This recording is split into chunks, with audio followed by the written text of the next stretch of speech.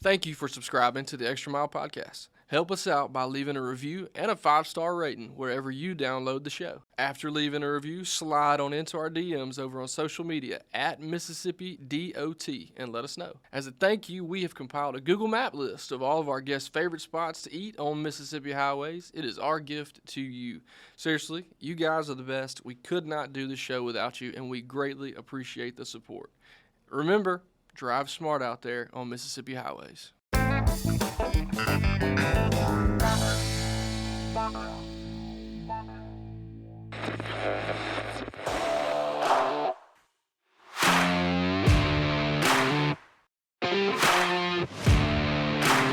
MDOT presents the Extra Mile Podcast. Welcome in to another edition of the Extra Mile Podcast presented by the Mississippi Department of Transportation. I'm Paul Catul, and as always, I'm joined by my co-host, Will Kraft. And Will, this is the last episode of the year, closing on a strong note, and we're going to kind of look back at a successful year for MDOT and then look ahead to the 2025 legislative session. No better person to do that than MDOT Executive Director Brad White. Brad, thank you for stopping by, talking to us today. Thank you for letting me. Yes, sir. Let's just get right into it. So another record-breaking funding year, a very successful year for MDOT. Do you kind of want to highlight anything that happened in 2024? Well, I mean, we did break our record for the most dollar amount in awards over the course of the year, and a lot of that is due to the capacity construction program that has been restarted and awarding projects like 49 in Harrison County, Highway 15 in Tippah County, others like that. That are the larger high dollar projects that helps to add efficiency to our system and things like that. But I was real pleased with that. Our people did a lot of good work to get the projects programmed and to get them ready for construction and underway. So we're real pleased with where we're going, and I hope that it proves to the legislature that we can be trusted with the money to carry out this core function of government in a very efficient and responsible way. Definitely. Yeah, piggyback right off of that, talking about great successes this year and all the things we've accomplished. If I'm not mistaken, a large part of that, those successes, was due to our folks and the efficiency and able to get things done so quickly. I think we were able to even get some more money, all right, because we were awarded some federal grants and things over the course of the last 12 months. We were able to use additional obligatory authority through our partnership with Federal Highway. But even more than that, our folks that program these projects, the people that are overseeing, as far as, say, the capacity projects, all of the things necessary to set the table in pre-construction so that we can actually go to construction, have done a phenomenal job in trying to keep everything on schedule and getting everything done in a timely manner. And I think that, as I've said before, whatever credibility we have to transact business with our partners across the street under the Capitol Dome is all due and built by the employees of MDOT that just do a really good job, each one in their special area of bringing everything to fruition. So we're real proud of that.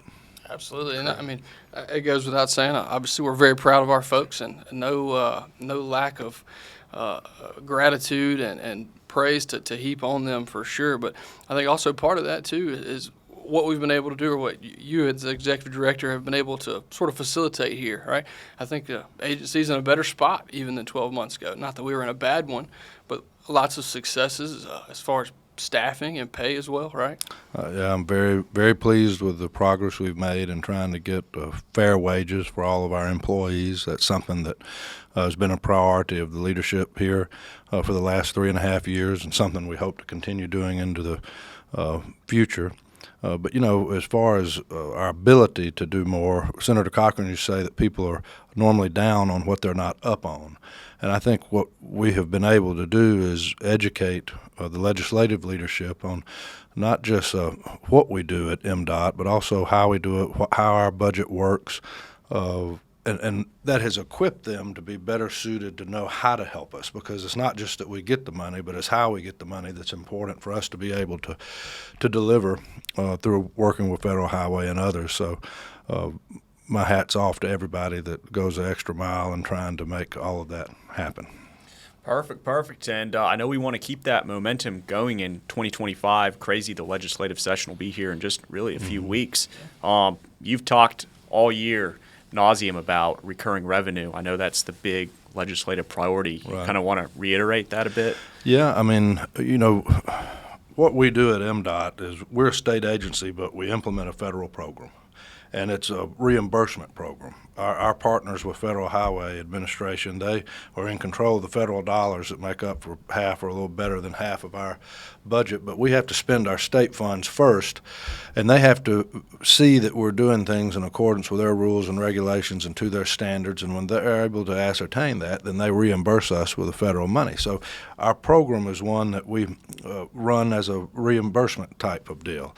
And recurring revenue is the only way that a program like that can function properly and properly be planned out. In addition to that, you think of our partners in the private sector, all the contractors and people that actually help us do the work, that get the bridges built and the highways widened and do all of those things. Well, a contractor's not going to take out a loan on a multi-million-dollar crane if they can't see that the work's going to continue coming years into the future and that they're going to have enough work to be able to meet the banknote on that piece of equipment. So again, it's not just that we get the money, but how we get it is extremely important and vital and impacts our ability to better run the program. So in the past, we've dealt with the legislature, and they've been very kind to give us a lot of one-time money that has helped us escalate the capacity program. They've given us ARPA money this last session that was able to supplement our paving programs around the state. But hopefully the conversation this coming session is going to be more about how do we go into the funding model that MDOT has and modernize it. We haven't modernized our funding model since 1987, which was the last time the fuel tax was adjusted. Now we have had things like the lottery that gives us $80 million a year of the fees on electric and hybrid vehicles that have come about in the last few years. But when you're running $1.5 billion budget, $80 million doesn't go that far. Right now, we're running about a $485 million deficit in our maintenance program. We would need another $100 and $150 million a year to be able to continue the capacity construction program out into the future. And I think that the only way that can be brought to us for us to be successful would be for us to look at a diversified manner in which multiple streams of revenue could be identified within the state budget that could be sent to us. And as I've said before, I think that can be done without raising anybody's taxes. It just takes a recognition that this is a core function of government upon which all other functions of government rely, and just making it a priority. But the conversation that we hear coming out of both the Senate and the House is extremely encouraging. Speaker White and Chairman Trey Lamar and Chairman Steve Massengill on the House side have been actively pulling data and looking at opportunities and ways that they can try to help take care of this funding issue for us and take care of infrastructure into the future. The Lieutenant Governor's staff stays in almost constant contact with us, doing the same thing, pulling information and data and determining what's the most effective but responsible way in which they can identify a funding stream. So I'm hopeful that that'll be the hallmark of this coming legislative session, is that we're once again successful in bringing back the funds necessary for us to carry out more work, but that instead of it being one-time money, it's something that can be budgeted, something that can be counted on in a recurring fashion that will allow us to really build out a plan to take care of the needs around the state. Excellent. Yeah. And I know you've said or thrown around some ideas in the past. Are there still anything on the table that maybe? Well, that's not our job. I mean, Sure. We're not the policymakers. I leave that up to the members of the legislature. But to try to illustrate some concepts for them, we talked about the use tax. That's a revenue stream that the portions of it that are already obligated are obligated to give to, say, cities and the counties for infrastructure-related purposes. The gaming revenue in the past was used to help build out some of the highways and all to allow for people to be able to get to these destination spots around the state on the coast and in other areas. So those are streams of revenue right now that the bulk of flows to the general fund, and the legislature appropriates it out. The portions that have been obligated, as I said, have traditionally touched on infrastructure-related things, so it would not be something out of the blue if they were to take portions of those two streams of revenue and dedicate that to either maintenance or to the capacity construction program. And those are just two ideas. I mean, there's a host of other things that could be done, and there's been legislation that did everything from adjusting the fuel tax to giving us a portion of the use tax to making the lottery revenue permanent and maybe even increase it to dealing with the gaming revenue. So, I mean, there's already been pieces of legislation that did some component of that. So I'm hopeful that that you'll see a bunch of the leadership just get together and put their heads together and figure out how can we do this in a diversified way, maybe a little bit of everything, so that that collectively you're able to give us the kind of money that would make a huge difference. Makes sense. Yeah, absolutely. I would just the sort of the negative side of that. If it doesn't happen, I know you could paint a very bleak picture, but I do think factually, right? Look, sort of how the Greenville bypass. I think that's a good example, right? Where we just did not have that funding, so it sat on the shelf. And unfortunately, we could end up in a similar situation with other capacity projects. Right. I think the Federal Highway Administration would like for us to build a system that is looking at traffic projections out 20, 25 years into the future, so that we're being proactive instead of reactive in trying to build a system that benefits all of Mississippi and those that wish to travel through here and do business here. Unfortunately, due to the fact that it's been nearly 40 years since there's been any major change in our funding model, there was a 10 or 12 year period of time where the capacity construction program was put on a shelf. There were a handful of projects that were kept alive just for the purpose of being able to apply for federal grants and things like that. But by and large, the program that was designed to keep traffic congestion from happening on our system and make everything efficient had been sitting on a shelf. So if you drive through DeSoto County or places in Rankin and Jackson or area or on the Gulf Coast or Gluckstadt on 55 and you run into a lot of traffic, the main reason for that is the very program that's supposed to keep us from getting into that predicament didn't have any funding behind it, and so for over a decade it sat dormant. All the while, that money was dedicated to our maintenance because that's what we're responsible for, is protecting the taxpayers' investment of the current system. And if we fall too far behind in hitting those metrics, then we put all of our federal money at risk. And so I think if you asked what happens if the funding is not addressed, I think we're means the commission would be faced with the same decision that previous commissions have had to make, and that is it does not make sense for us to continue spending millions of dollars on pre-construction of these capacity projects if there's no path to building them, and that money be redirected into the maintenance of our existing system in order to keep it from falling too far behind. And it would be a shame if we ended up back in that place. And the good news is I don't think that that's where anybody wants to see us. I think everybody's in favor of progress. But the leadership of the legislature, we're not the only ones that are coming to the trough, and needing of being fed. They've got a lot of other interest and other functions of government that they have to take care of. And I know that that's a complicated process that they have to go through in taking care of those priorities.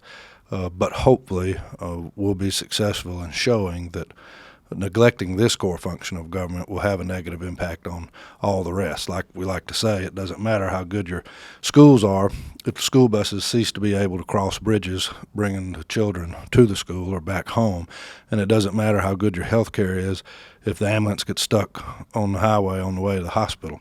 So this is something that can't be ignored, and I believe that more recognize that than not.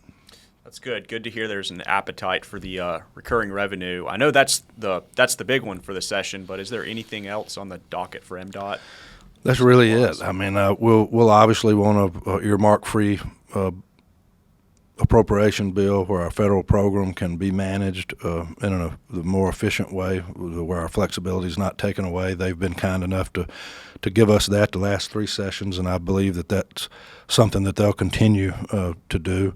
The ability to continue moving salaries and making our wages more competitive is something that I want to be sure that we make sure there's no language put into our bill that would prohibit that or hinder that in any way.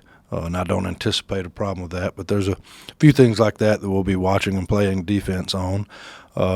Obviously, because we're responsible for the highways and bridges, that gets a lot of the headlines. But we've also had great success with this strategic multimodal fund that the legislature created a couple of years ago that has been helping our state leverage millions upon millions of federal dollars in other rail, aeronautics, ports, our public transit. And so I'm hopeful that we'll see some funding go into that account again, where we can continue making the investment into these other modes of transportation that we've not always been able to do before. Stuff. Yeah, absolutely. You mentioned leadership a good bit in that conversation or in those comments talking about at the Capitol, and certainly something, we're very appreciative to all the folks over there. A little bit of a changing of guard on one side for us, though. Talk to us a little bit about that. Senator Jennifer Branning has been a godsend as far as chairman go of our Transportation Committee in the Senate. She took a lot of time to come over here to our offices to spend time with myself and other members of the team so that she could understand our budget, she could understand our federal program, how it works, why things are the way they are. And it made her a tremendous asset for us under the Capitol Dome because she understood everything and had done her homework, and that made her really stand out among the people over there. She was just been elected to the Supreme Court, so she'll be leaving and will not be with us in the legislature as of January. I've heard a list of names of potential candidates that would take her place. All of them are members of the Transportation Committee that I've heard. All of them are friends. All of them are people that I feel like would bring different sets of talents to the table from one another. But the good news is I've not heard of anybody that wouldn't be a passionate proponent of having a good transportation system that covered all the modes of transportation around the state, and that wouldn't be a proponent of the agency being equipped to carry out our responsibilities in building and maintaining our highways and our bridges. So I feel like we'll be in good hands whichever way the lieutenant governor chooses to go based on the information that I'm hearing. Good deal. Good deal. The message is loud and clear. Recurring revenue in 2025. Before we get into the fun questions, is there any other message you want to get out to listeners? I can't think of anything. Just again, as we go into the holiday season, I'm very grateful for all the MDOT employees, all of our consultant and contractor friends that collectively help us meet our mission and get things done. It's a great place to work. It's a family-like atmosphere, and I really do appreciate everybody and just wish them all the best in this Christmas season. Absolutely. No doubt. That is the message out there. As we kind of wrap up the end of the episode here, moving to the fun stuff, this will air, I guess, next week or tomorrow on Tuesday. So we'll have Thanksgiving in the rears and Christmas on the front end. So, again, it's December. Can't believe it. Time flies. It's about to be just as I was getting all my checks right and actually putting the correct year on them. Now we're swapping it out again. We had a chance to catch up with Representative Massengill a little bit. You guys have a good Thanksgiving? Let's ask. We did. It was a good Thanksgiving. I ate too much, but everybody was healthy and doing well and was able to enjoy company of our families, so it was good. Absolutely. And then moving right on into Christmas. First off, I think one of our questions talk about music. We always ask, but are you a Christmas music person? Yeah, I like some Christmas music. There's yeah. a good divide out there. I don't know that I drive around listening to it, but when we do the 10th floor open house and other things like that, I enjoy having music playing. It kind of puts everybody in the Christmas mood and helps make the atmosphere a little more festive. So, yeah, I enjoy it. Would you say that you have a favorite Christmas song by chance? No, I don't know. I've gone blank trying to name one, to be honest with you. But I do actually have a Christmas playlist on my phone, though. There you go. So. Good stuff. Good stuff. Love the Christmas music. One last fun question for you: Christmas food traditions. Anything there, or do y'all mix it up? No. Thanksgiving is just a big smorgasbord of all types of different food at my mother's house, and at Christmas, it's a steak and baked potato. So we kind of go a little bit different on the grill now, but it's good. Maybe even let me ask you that a little different too, because this was a great answer. I feel like from our last guest. But do you have a favorite Thanksgiving dish? Dressing, cornbread dressing. Okay. All right. Do you like the? You want the? What's the cranberry sauce? You want No. Straight out the Plain, can. and I don't want any chunks of anything in it. No cranberry sauce. Yeah. No Paul chunky. said no congealed activities. No this- way. this No season. processed food in 2025. We're cutting it out. Just I love kidding. It. I love it. Well, that's great. Anything else, Will? Yeah, no, I think that's it from us, folks out there, listeners. We appreciate you guys. 2024 has been a lot of fun. We'll hit the ground running with the same vigor and vim, quoting the Grinch right there, in 2025. This will be our last episode for the year. We're going to sort of take off the last half of December and let folks spend time with their families and stop worrying. We're going to stop worrying Drew Hall continually for editing and production. That's it from me.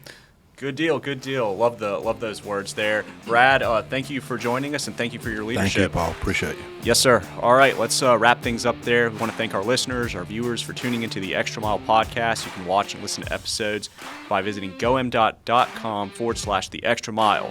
Follow us on social media at Mississippi DOT is the handle there. We want to thank our aforementioned editor-producer, Drew Hall, for holding things down behind the scenes all year long for us. And remember to drive smart out there on Mississippi highways.